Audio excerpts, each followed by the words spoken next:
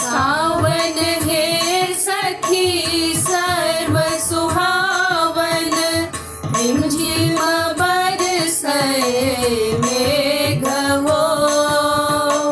सबके बलमुआ रामा घर चली आयल, मोर पिया बसे परदेस हो।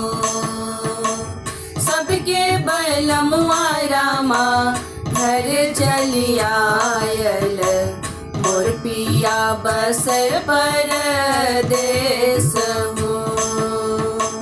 भादव हे सखी रैन भयावन, सगरी अंधरिया रात हो।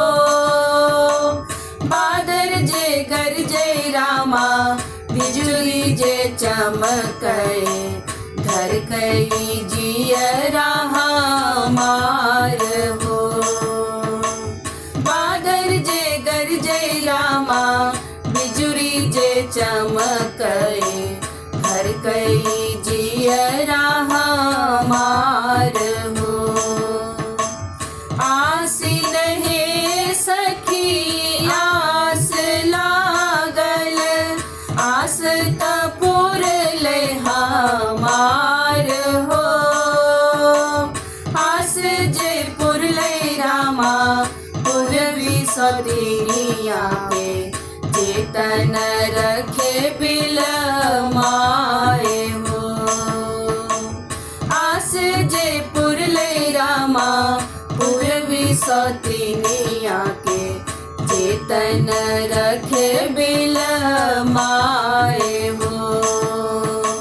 कार्तिक हे सखी पुलकित महीना, चलु सखी गंगा स्नान हो।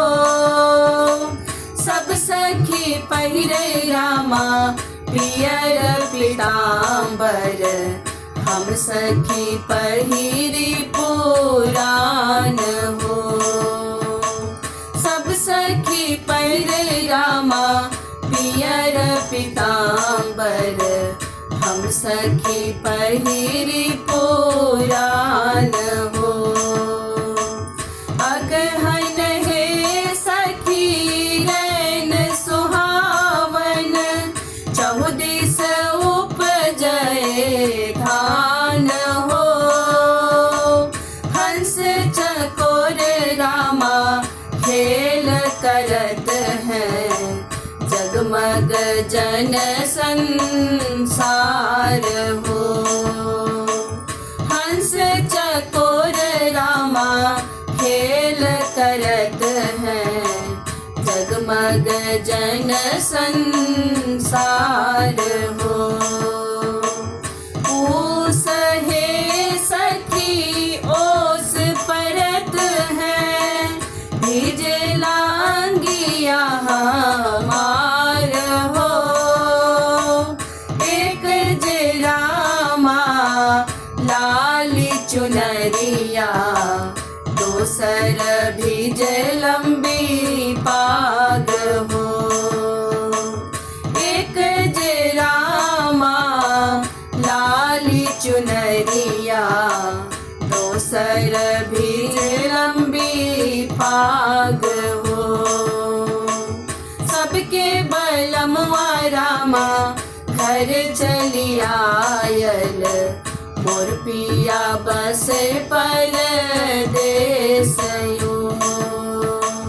सबके बलमुआ रामा घर चली आयल, मोर पिया बसे परदेस हो। सबके बलमुआ रामा घर चली आयल, मोर पिया बसे परदेस